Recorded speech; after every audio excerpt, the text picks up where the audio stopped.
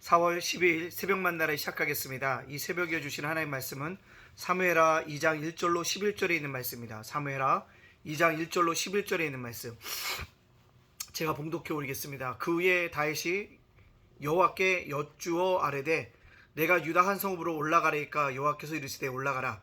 다윗이 이르되 어디로 가리까? 이르시되 헤블론으로 갈지니라. 다윗이 그의 두 아내 이스라엘 여인 아히노함과 갈멜 사람 나발의 아내였던 아비가일을 데리고 그리로 올라갈 때에 또 자기와 함께한 추종자들과 그들의 가족들을 다윗이 다 데리고 올라가서 헤브론 각 성읍에 살게 하니라. 유다 사람들이 와서 거기서 다윗에게 기름을 부어 유다 족속의 왕으로 삼았더라. 어떤 사람이 다윗에게 말하여 이르되 사울을 장사한 사람은 길라 야베스 사람들이니이다 하며 다윗이 길라 야베스 사람들에게 전령들을 보내 그들에게 이르되 너희가 너희 주 사울에게 이처럼 은혜를 베풀어 그를 장사하였으니 여호와께 복을 받을지어다. 너희가 이 일을 하였으니 이제 여호와께서 은혜와 진리로 너희에게 베푸시기를 원하고 나도 이 선한 일을 너희에게 갚으리니 이제 너희는 손을 강하게 하고 담대히 할지어다. 너희 주 사울이 죽었고 또 다윗 유다 족속이 내게 기름을 부어 그들의 왕으로 삼았음이니라 하니라. 사울의 군대 장관 넬의 아들 아분넬이 이미 사울의 아들 이스보셋을 데리고 마하나임으로 건너가 길르앗과 아술과 이스라엘과 에브라임과 베냐민과 온 이스라엘의 왕으로 삼았더라. 사울의 아들 이스보셋이 이스라엘이 왕이 될 때 나이가 40세이며 2해 동안 왕위에 있으니라. 유다 족속은 다윗을 따르니 다윗이 헤블론에서 유다 족속의 왕이 된 날수는 7년 6개월이었더라. 아멘. 오늘도 새벽 만나러 싸울 수 있도록 허락하신 하나님께 감사합니다. 여러분들 만나러서 하늘로 열어가신 여러분들 축복합니다. 왜요? 신앙은 태도입니다. 오늘 어떤 태도로 가지고 살아가야 될까요? 저희가 늘 기도하고 묻는 삶의 태도로 살아가야 될 줄로 믿습니다. 오늘 아침에 살펴볼 내용은 어떤 내용입니까? 사울왕이 죽은 이후에 1절에 보면 그 후에라고 나오죠. 결국 사울왕이 죽은 이후에 어떤 일이 일어났는가를 보여주고 있습니다. 그 두 인물이 등장합니다. 첫 번째는 다윗입니다. 다윗은 사울왕이 죽은 다음에 어떤 행보를 봅니까? 하나님께 묻습니까? 내가 올라가야 될까? 어디로 가리까? 자기가 가야 할 곳을 묻고 있다는 것입니다. 자기가 결정해도 외모도 불구하고 하나님께 묻는 태도, 이게 신앙인의 태도입니다. 저도 목사로서 어떤 일을 할 때, 목회할 때 늘 이렇게 가르치지만 참 어려워요. 어떤 일을 하기 전에 기도하고 시작을 해야 되는데 그렇지 못할 때가 너무나도 많다는 것입니다. 근데요, 우리가 삶의 태도를 다시 한번 갖자고요. 어떤 일을 시작하기 전에 하나님께 먼저 뭐하자? 묻자라는 것입니다. 그리고 하나님께 뭐요? 인도함을 받는 방법이다라는 것을 알고 묻자라는 것입니다. 자, 그래서 다윗이 결국 어디로 갑니까? 헤블론으로 가게 됩니다.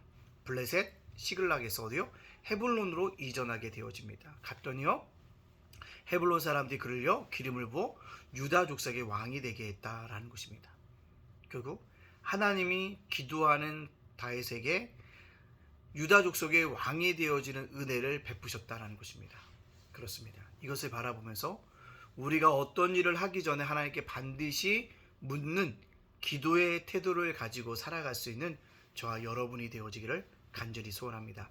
기도가 하나님의 인도하심을 받는 비결이었음을 기억하기를 간절히 원합니다. 자, 그 다음에 누가 또 등장하게 되어집니까? 바로 사울의 아들이었던 이스보엘이 등장하게 되어짐을 볼 수가 있습니다. 그가 어떻게 됩니까? 이스라엘의 왕이 됩니다. 이스라엘 사람들이 원해서 왕이 된 것이 아니라 사울의 군대 장관이었던 네레안을 아블넬이 이스보셋을 데리고 와서 온 이스라엘의 왕으로 삼았다라고 얘기하고 있습니다. 이 얘기 속에 담겨져 있는 숨은 그림은 무엇일까요? 그렇습니다. 아브넬은요 모든 실권을 장악한 겁니다. 근데 자기가 왕족이 아니기 때문에 허수아비 왕을 세울 필요가 있었죠. 그래서 누구를 데리고 왔을까요? 사울의 아들이었던 이스보셋을 데리고 왔다는 것입니다. 꼭두가시에 불과한 이스보셋을 데리고 옴으로 말미암아 자기의 어떻게 해요? 그런 어떤 특권과 어떤 권력을 계속 유지하고 싶어 했다는 것입니다. 근데 이스보엘 입장에서도요, 이런 것이 전혀 나쁜 선택은 아니었다는 거죠. 왜 그렇습니까?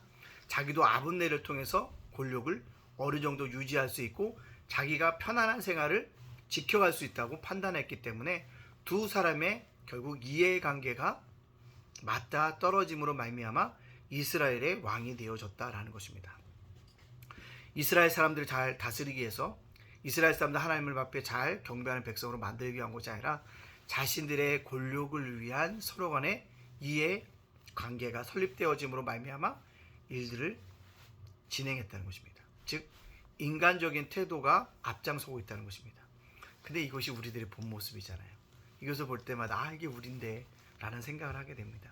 그럴 때마다 어떻게 해야 될까요? 이것이 옳지 않다라는 것을 말씀이 알려주는구나. 우리가 뭐 해야겠구나? 거꾸로 올라가야겠구나 라는 것을 깨달아 알아야 합니다. 인간의 이러한 술수와 인간적인 시도는 오래가지 못한다는 거죠. 왜 그럴까요? 욕망이 충돌하기 때문에 그렇습니다. 분명히 나중에는 이스보셋의 욕망과 아브넬의 욕망이 충돌할 수밖에 없다는 것입니다. 그래서 욕망은 결국 죄를 낳고 사망에 이르게 된다는 것입니다. 이것을 기억하고 우리의 욕망을 하나님 앞에 예수님의 십자가에 못 박을 수 있는 그런 믿음의 백성들이 되어지기를 간절히 소원합니다. 자, 오늘 이 말씀을 저와 여러분에게 적용시켜 볼까요? 무슨 말일까요? 순간순간마다 어떤 상황마다 무슨 일을 진행할 때마다 먼저 하나님께 뭐하자? 묻자라는 거죠. 그 묻는 태도를 우리 보다 기도라 라고 말씀드렸습니다.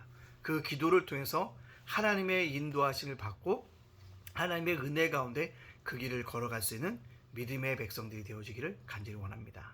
여러분 꼭 하나님의 길을 묻고 감으로 말미암아 하나님의 놀라운 은혜를 경험할 수 있기를 간절히 원하며 그렇다 할지 아니할지라도 그리 아니하실지라도 때때로 기도하고 갔는데 음성이 없어 선택하고 갔는데 넘어질 수도 있다는 것입니다. 그래서 누나 그럼에도 불구하고 포기하지 말아야 한다는 것입니다. 늘 하나님께 묻는 태도를 유지할 수 있고 그런 삶의 태도를 가지고 살아가는 저와 여러분이 되어지기를 간절히 소원합니다. 아멘.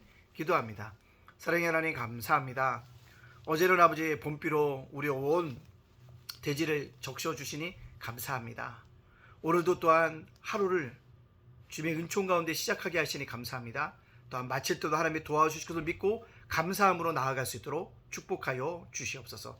오늘 말씀처럼 다윗이 하나님 앞에 묻는 태도를 가지고 살았던 것처럼 우리도 어떤 일을 진행하기 전에 어떤 일을 결정하기 전에 하나님께 묻는 태도로서 가지고 살아갈 수 있도록 우리를 주장하여 주시옵소서. 그러나 이스보엘과 아브넬처럼 우리가 욕망이 우리 안에 있음을 고백하오니 이 욕망을 십자가에 못 박을 수 있도록 하나님 우리를 도우시고 인도하여 주시고 깨우쳐 주시옵소서.